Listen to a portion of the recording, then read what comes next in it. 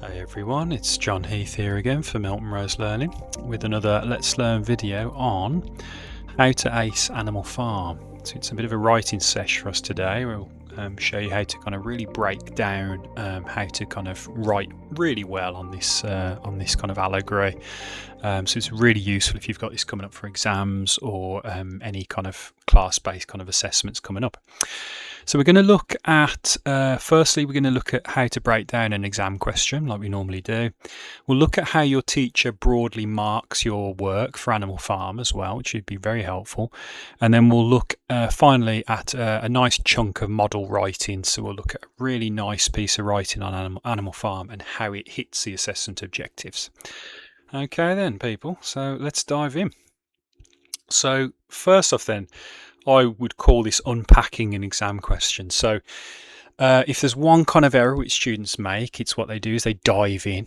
They don't bother planning, they don't bother breaking the question down, they just go, whatever, John, let's just start writing. And then they wonder why they get a low mark. So we don't do that. What we do is we get a tight grip on a question before we dive in, and you break it down what we call conceptually. Okay, so let's look at the question first, which we've set for us all today. How does Orwell represent Napoleon as a figure of authority in Animal Farm? It's quite a deep question. Okay, there's a lot going on there conceptually. There's a lot of things that we need to unpack, and we've put the trigger words and phrases in, or just words there actually, in yellow. So let's do that together. So the first one is how. This is a how question. So how forces us to focus on techniques. That's what it means. Okay. So what does Orwell do? Well, I've read the book to death. So Orwell uses allegory, where every character is a symbol of somebody in the real world, from Soviet Russia normally. Symbolism and irony to represent Napoleon as a figure of tyranny, of kind of political control and domination. So that how focuses my mind on techniques straight away. Okay, so it's very, very important to break that down first. Then another key word, it said, okay, we've got the big guy, George Orwell. Orwell was a key word in the question, wasn't it? So by focusing our mind on George Orwell, we have to then consider his purpose, his authorial intention, is the phrase that you want to use in an exam. He was writing in response to the dangers of Stalinist totalitarianism. Joseph Stalin was the dictator of the Soviet Union. He was a bit of a political monster in many ways, and the horrors that it had perpetrated on the Soviet people. They wanted a better life and they didn't get one. They were treated like almost animals, pardon the pun. And so that part of the question wants us to really focus on Orwell's authorial intention and his political points that he's trying to make. Then we have this cheery image, Napoleon, loving life. So it focused on Napoleon, didn't it? So this is a character-based question. So Orwell focuses upon this character as the author of the excesses of the animalist revolution on the farm, tightening his totalitarian grip by the end of the narrative. Now, as we know, if you're very smart, you'll know Napoleon is an allegorical figure of Joseph Stalin, the leader of the Soviet Union, who was a real monster, and Napoleon is kind of his animal alter ego almost. And so we need to focus for this question on Napoleon directly. Don't deviate by talking about other characters because we'll dilute our answer. We want to focus primarily on Napoleon and how he's characterized. Then the last bit of conceptual analysis in this question, it says figure of authority. He's looking very proud behind his desk. That's Squealer, I believe. So figure of authority. So what do we mean by that?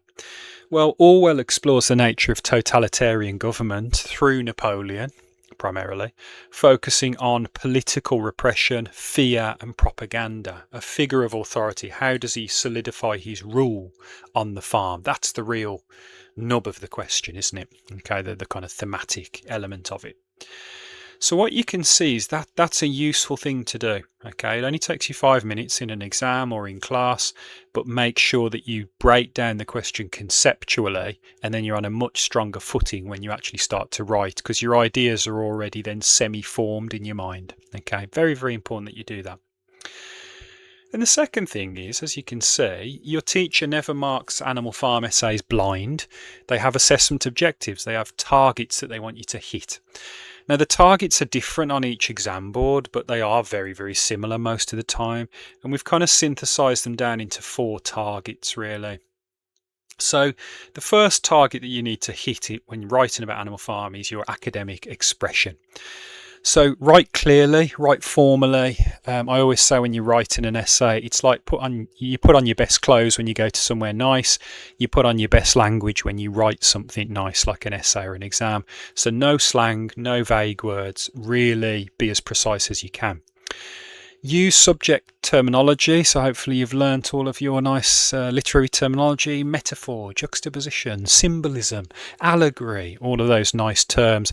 They should start to be used accurately and used to identified properly as a platform for your analysis. Okay, very, very important if you can. Then number 2, I would say the second thing you need to worry about is detailed analysis. A lot of students don't give us detailed analysis sometimes, so it's a little bit kind of on the surface, and that's where you'll only get low marks there. So always zoom in to quotations. Word level analysis, phrase level analysis is always very precise. We love that. Explore the writer's methods, so language, but also structure and form if you can. Okay, structure is the organization of the text. Form is what type of text is it. So Animal Farm is very much a political allegory. So you want to engage with it as an allegory, okay, and pick apart what each animal represents in Soviet Russia. So yeah, that's very important for detailed analysis. The third one I would say is what I would call the big ideas and themes. So the weaker students, what they tend to do is they just talk about the events, what's going on in the allegory. So they might kick Farmer Jones off the farm or something like that and go, yeah, and talk about it literally.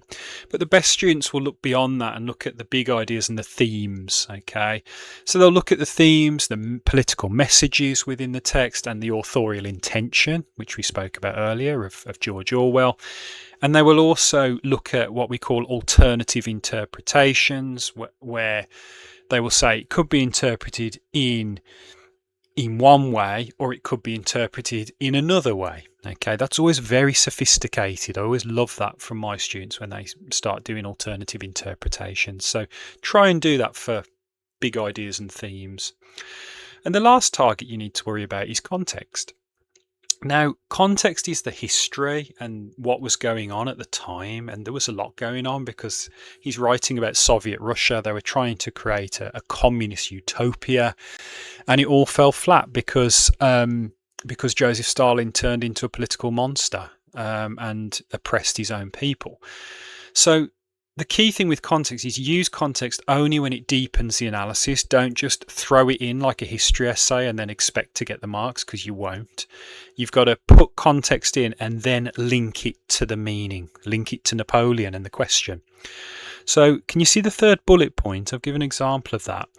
During World War II, there were anxieties about the victory of the Soviet Union and whether Stalin would actually invade Europe, because we were worried about that, with this reflected in the Machiavellian characterization of Napoleon. Okay, by Machiavellian, it kind of means the politically cunning and horrendous characterization of Napoleon. We were worried about him invading Europe after we defeated Hitler. So we've used a bit of context and then we've linked it to Napoleon. Okay, very important that you do that.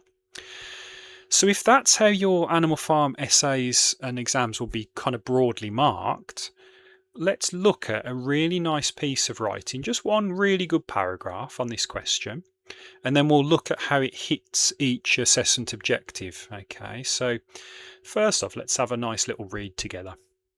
This is really quality writing here. Let's just get it lined up. There we go. As his power grows, Napoleon uses propaganda to solidify control, primarily through Squealer, whose speech is full of rhetorical devices. The line, "Surely, comrades, you do not want Jones back," uses a rhetorical question and emotive appeal to shut down opposition.